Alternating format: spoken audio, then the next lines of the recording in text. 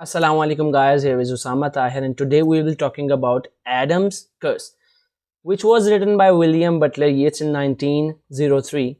He was a famous Irish poet and he was a central figure in 20th century. It might be in your course and you're searching for it. So here you go. Let's start off with discussing its structure. This poem consists of 3 stanzas, first and second with 14 lines and third with 11 lines. So the third one is shorter than the first two. And next we have 𝐴𝐴 𝐵𝐵 𝐶𝐶 rhyme, although some rhymes are partial like clergyman and thereupon. Most of the lines are written in rhyming scheme are rhymed, but some of them are partially rhymed, as you can see, clergyman and thereupon, as you can see these two words. Next we have, it's written in heroic couplet, used to describe rhyming couplets in iambic pentameter. So you need to just cram it, because I'm not good at this and I don't go for different couplets and different pentameters and I just cram them for the examination purpose. But heroic couplet is a name which is described rhyming couplets in iambic pentameter, right? Next we have, it's 19 couplets. It have 19 couple of sentences or lines or whatever you say. So next is background of the poem. Guys, if you understand the background, rest is nothing. You can do it without any problem. William Buttler Yeats wrote this poem just before the marriage of Maud Gonne.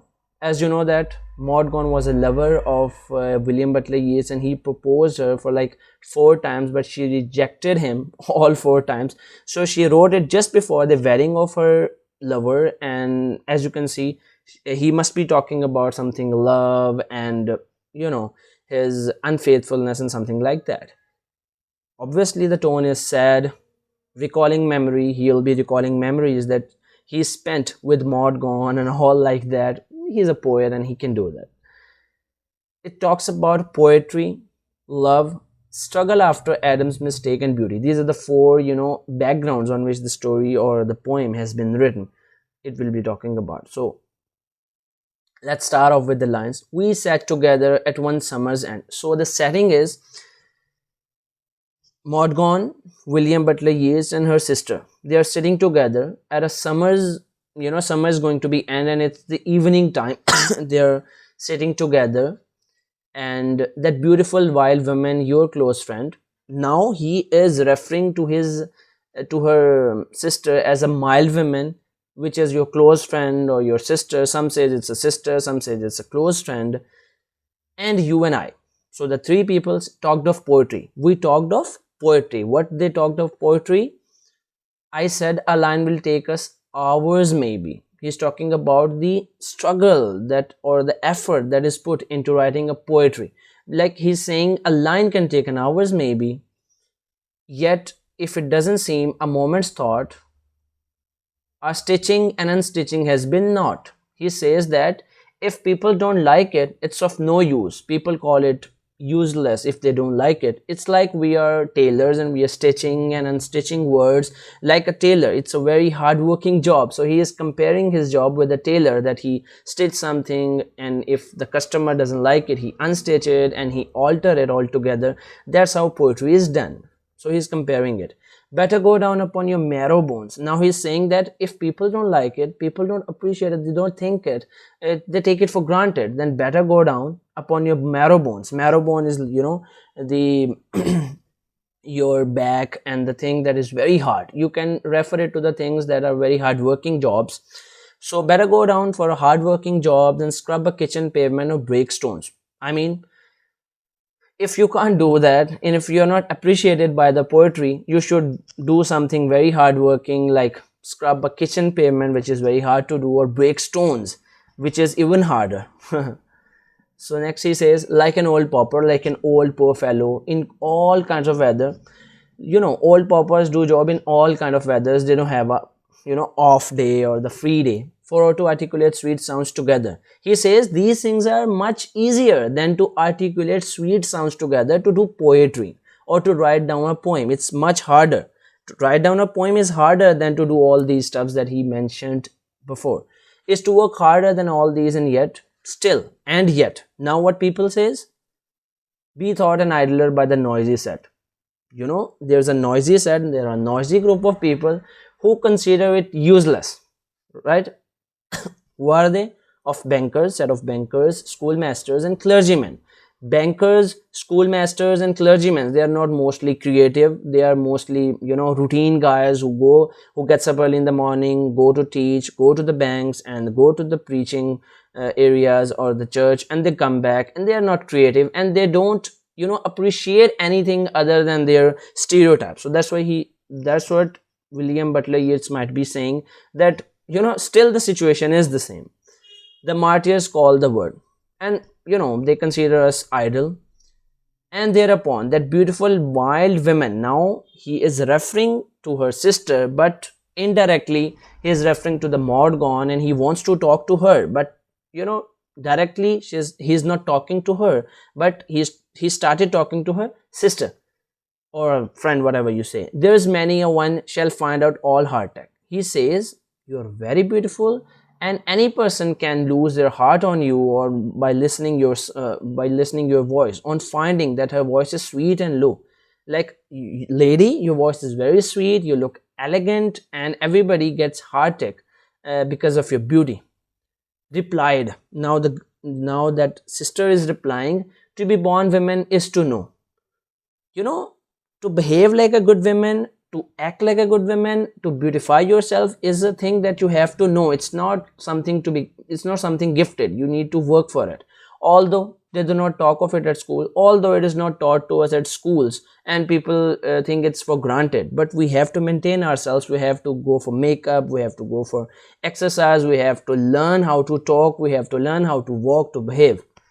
Next we have that we must labor to be beautiful. Like, it's very hard working, it's very, you know, time taking to look beautiful. Okay, I said it's certain there is no fine thing.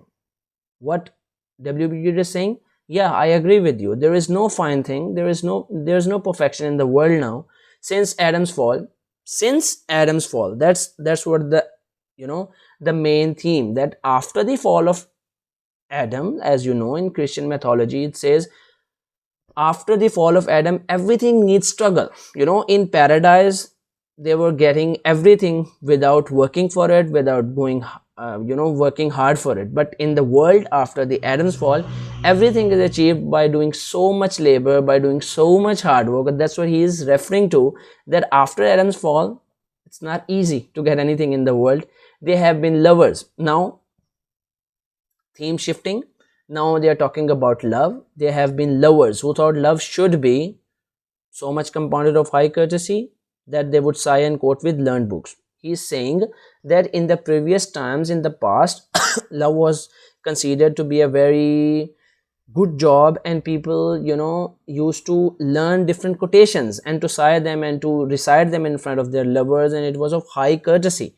People consider it a very noble job. But what is happening now, precedents out of beautiful old books, now they used to refer from the old books, but what is happening now, yet now it seems an idle trade. Now people consider it just fun to have a girlfriend, to have sex and go out, nothing else, and break up.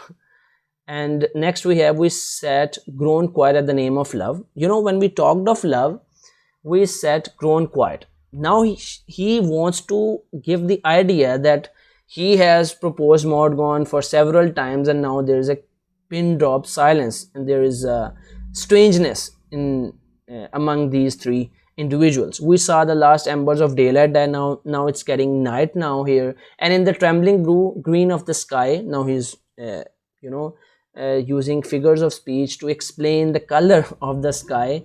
A moon worn as if it had been a shell. Now he is referring to the moon that who just look like a shell. Shell is something which has nothing got inside and which is, hollow, washed by time's water as they rose and fell. Time is very cruel. Now he is saying that time is very cruel, that he is washed by the time's water, rising, falling every day about the stars and broken days and years. That's what we call days and years. Now he is saying that time has killed him as well, like the time has killed the moon, like time has, some sort of cruelty in him, in it, and it kills everything. And I had a thought for no one's but your ear, that you were beautiful, Now he still talking to her sister but referring to the Maud Gonne indirectly. I had a thought for no one's but your ears. I just want to say this thing to you only, that you were beautiful and that I strove to love you in the old highway of love. Now maybe he started talking to Maud Gonne, or maybe he is indirectly talking to her sister to indirectly give his point of view to Maud Gonne, that you were beautiful and I strove to love you in the old highway of love, that it had been all seemed happy and that we had grown as weary hearted as that hollow moon. Now he started referring to the situation with the hollow moon that he described already. So he's saying, I proposed you many times but you rejected it, and now we are blasted, we are unhappy, we are grown as weary hearted. So Allah bless you, may your God bless you, keep watching my videos. Thank you. Don't forget to subscribe this channel and like this video. Thank you. Allah Hafiz.